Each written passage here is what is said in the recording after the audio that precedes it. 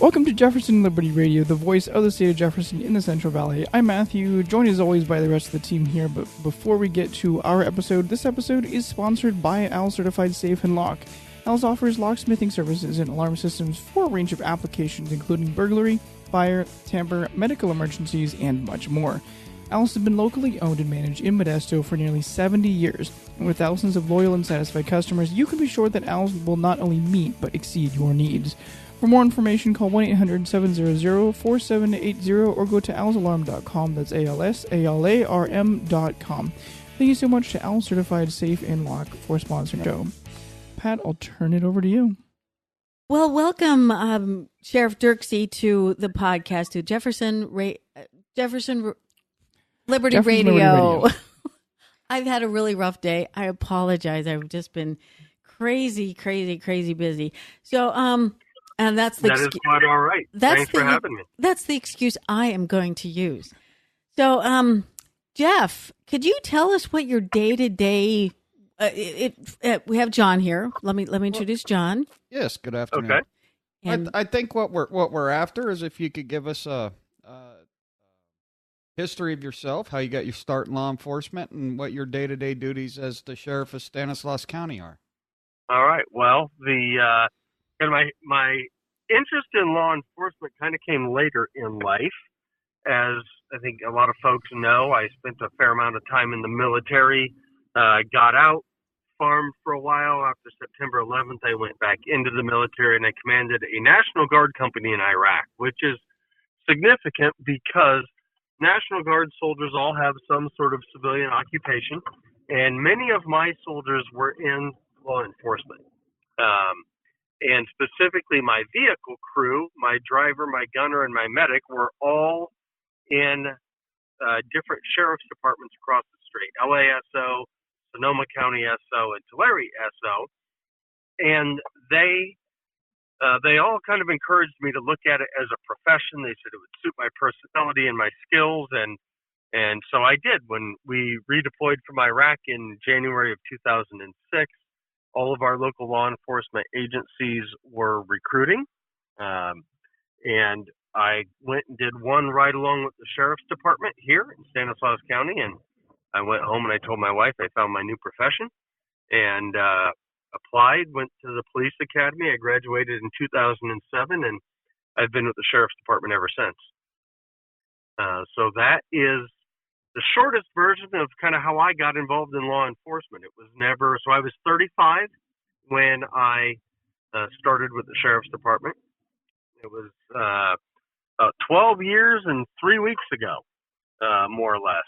well, thanks for doing the math for me, because I was doing the math in my head. It wasn't working. Yep. So yes, I'm 47. If anybody can do that real quick. So yeah, I started later in life. And it's a good thing. It gives you a lot of life experience, a lot of maturity, because we deal in law enforcement with all sorts of different challenges every day.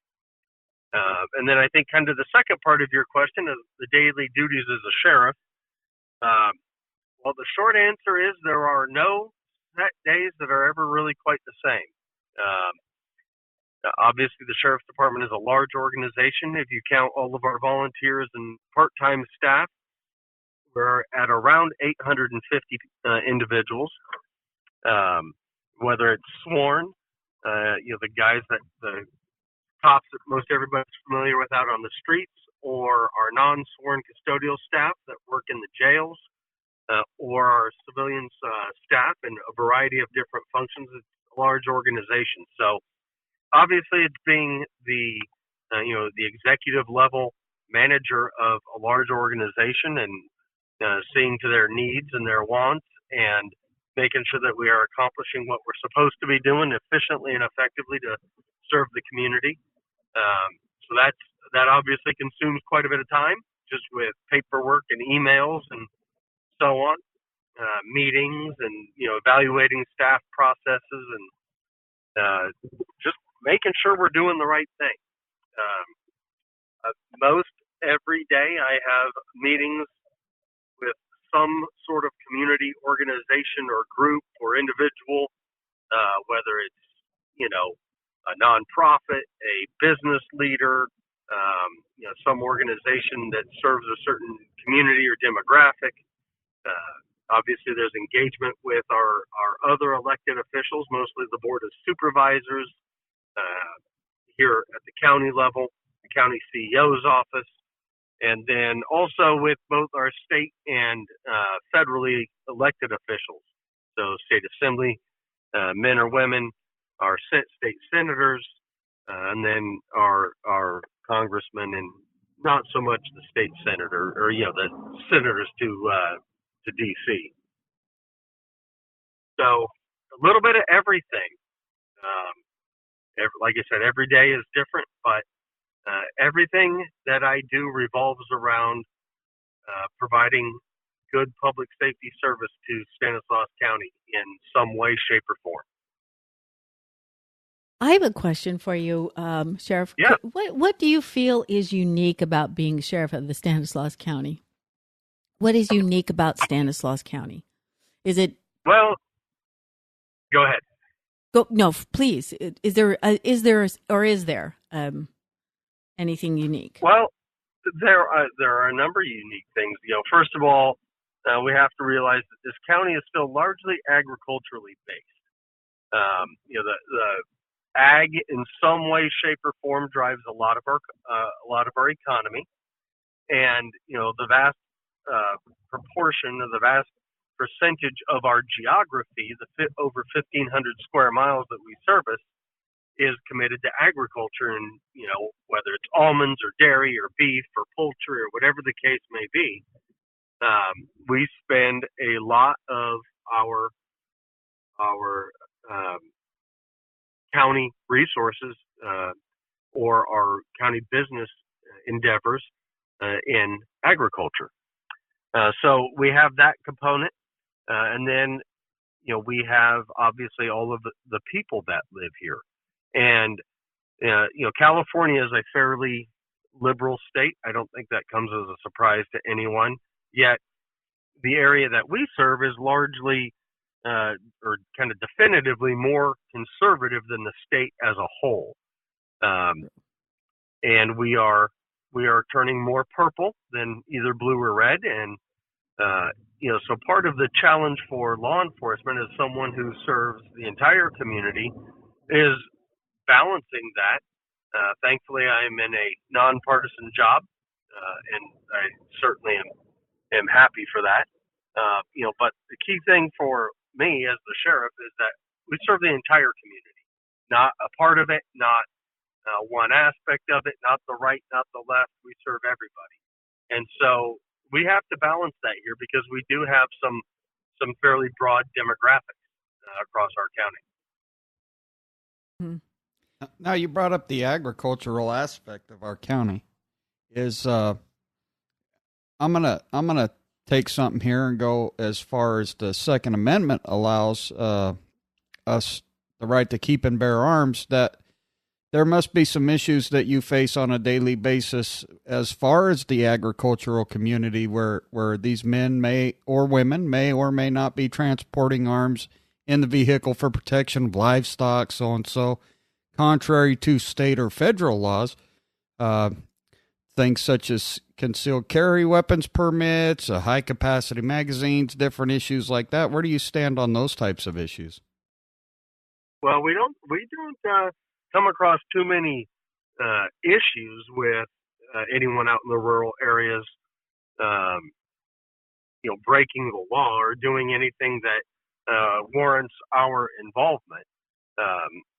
For the most part, those folks are either on private property or tend to follow the law, and it's not an issue that we have to deal with.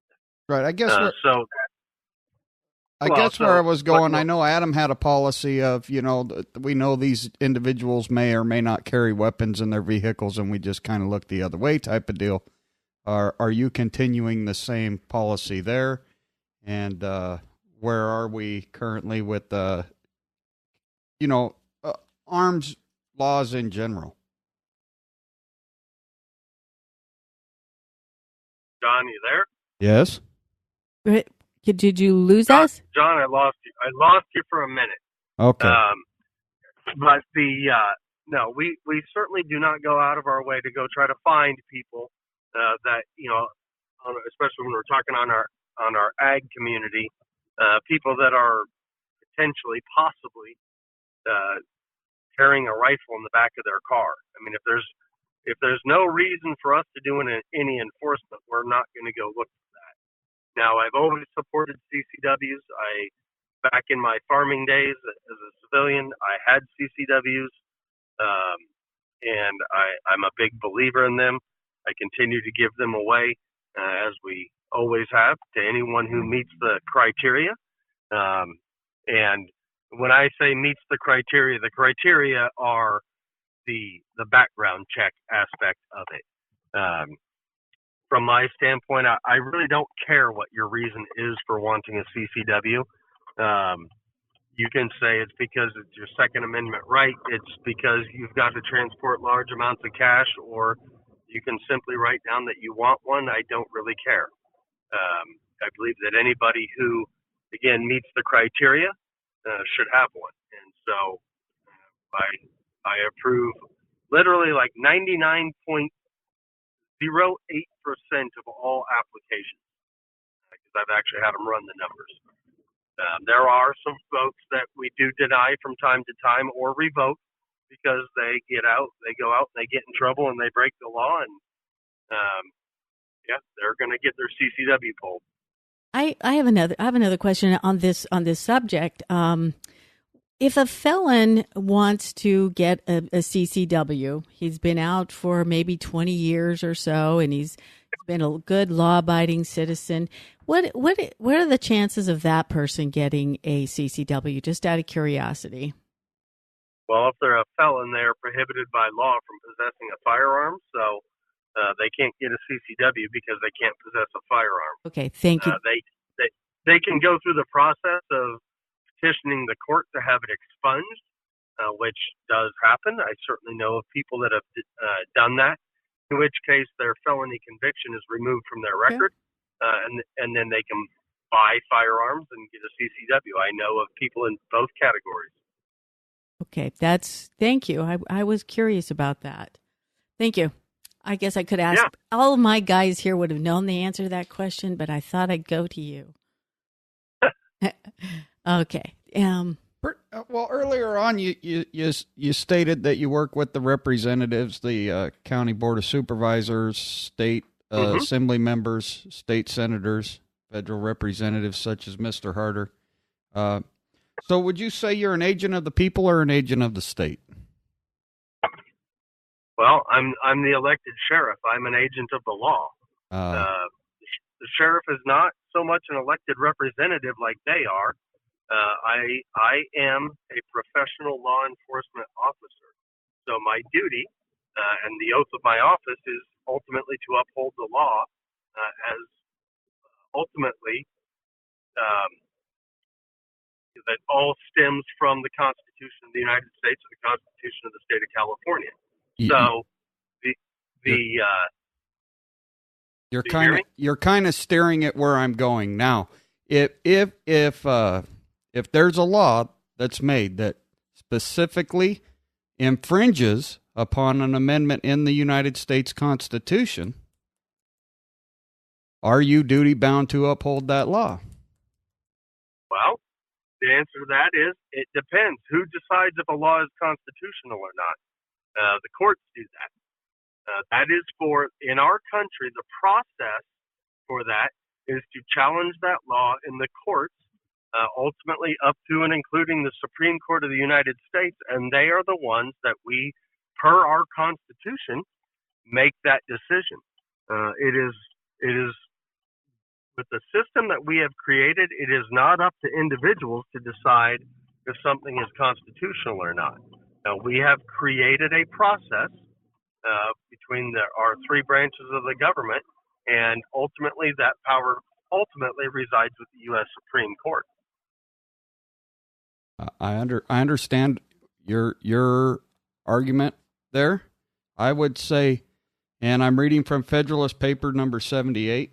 This is where we are taught what the Constitution means, what the rules of our nation are, or states. No legislative act, therefore contrary to the Constitution, can be valid. To deny this would be to affirm that the deputy is greater than his principal and the servant is above his master, that the representatives of the people are superior to themselves, that men acting by virtue of power may do not only what their powers do not authorize, but what they forbid. Basically what that means is, with you being an elected official and an agent of the people, you're not an agent of the state. Your duty is to protect us from unlawful laws.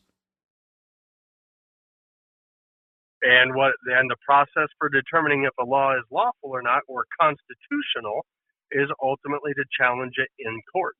It's not up to one person to make the decision.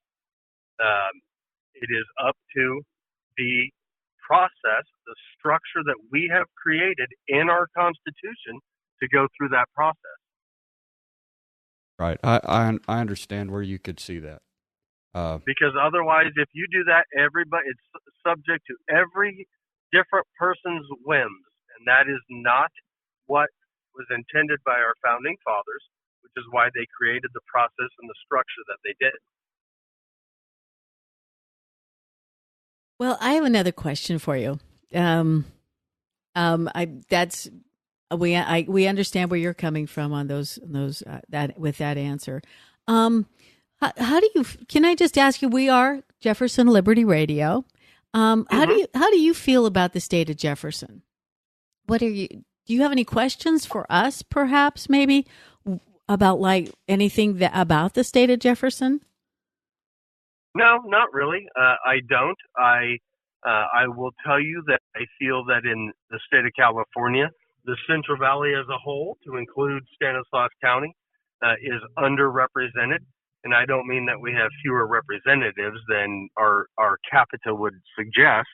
But in this state, our voice really doesn't matter in the grand scheme of things. You're right. So I can certainly appreciate the frustrations of those who believe in and support the state of Jefferson. Mm-hmm. But again, quite frankly, that's outside of my purview as the sheriff of Stanislaus County. I tend to limit my workload and my duties to things that I can control. And right now, Stanislaus County is in the state of California, so until that changes. Yeah. And I'm duty bound to uphold the Constitution of both the state and our country.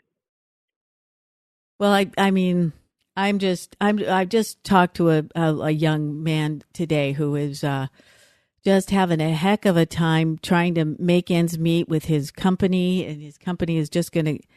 With everything that's happening, he's not being heard. He's not being represented. It's very frustrating. Delusion of vote and underrepresentation. It's a sad state of affairs.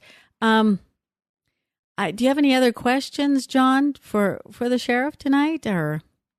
Not necessarily have any questions. I think that it'd be beneficial to both the sheriff and myself to sit down together in private and discuss some of the things that are on my mind. I hear some things that are quite concerning to me in the sheriff's responses, specifically on if it's a state law or a federal law, this or that. It's the court's responsibility to decide. We know that the constitutions of California and the Constitution of the United States specifically hamstring the courts, that we are the holders of the power of the state of California as the people, and the state of California and the other states are the holders of the power in the federal Constitution.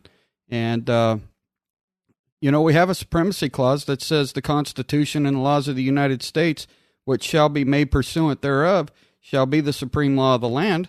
California Constitution says that the federal Constitution shall be the supreme law of the land. It's my view that the right to keep and bear arms shall not be infringed doesn't just stop at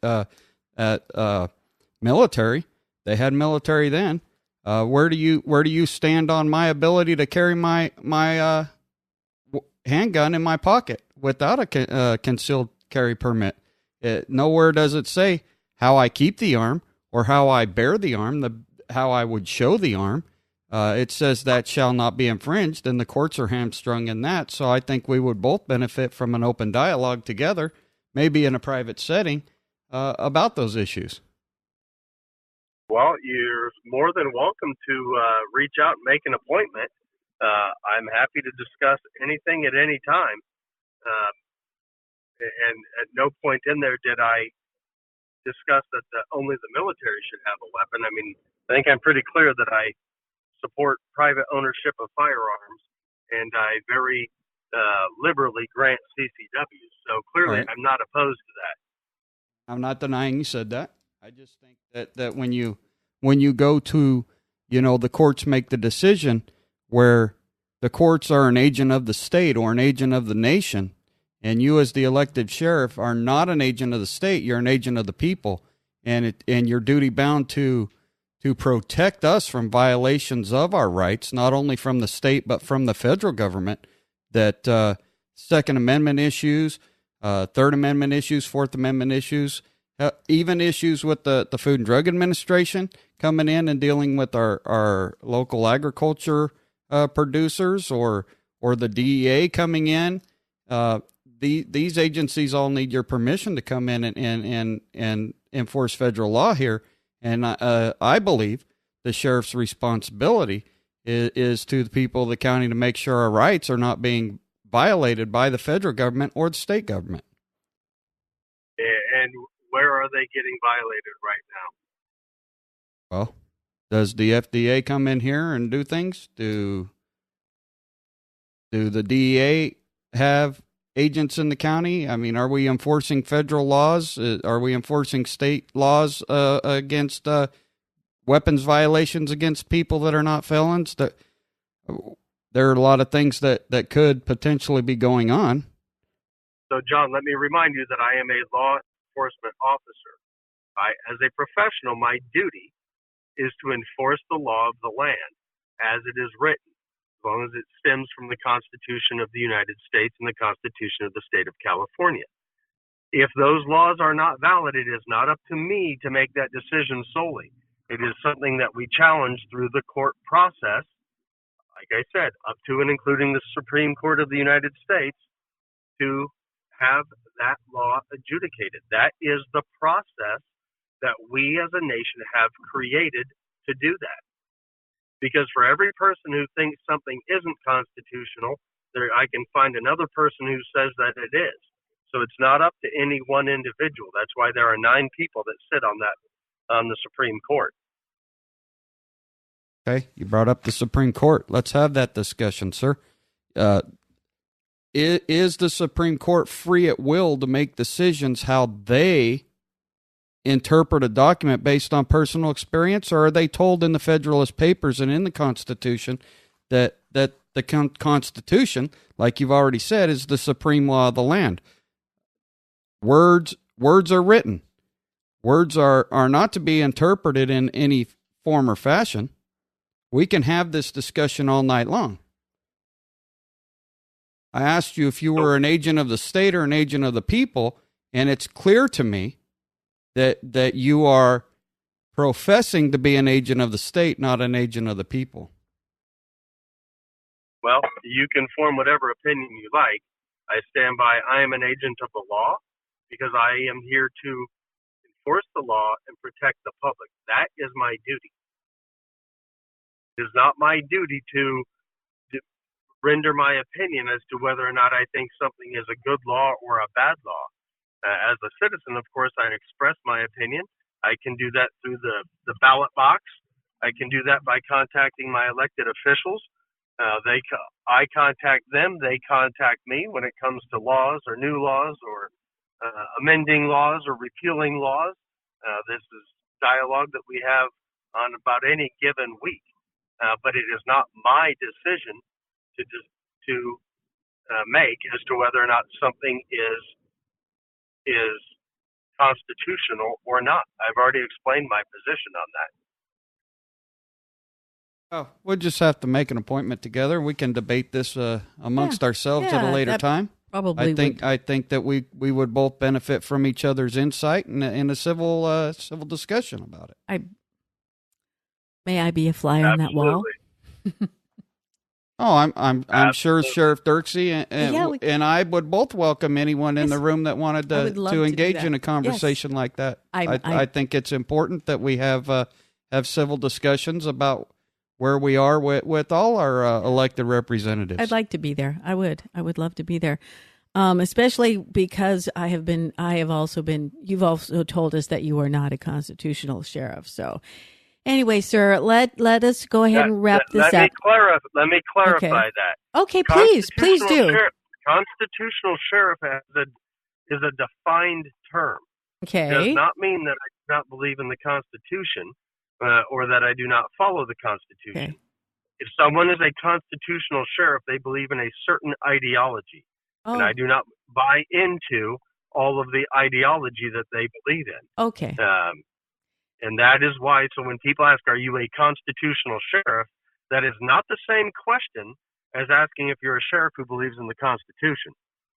Okay. They are very different questions. Okay, that's that. Thank you for clarifying that. I appreciate that, and I'm sure our audience appreciates that as well.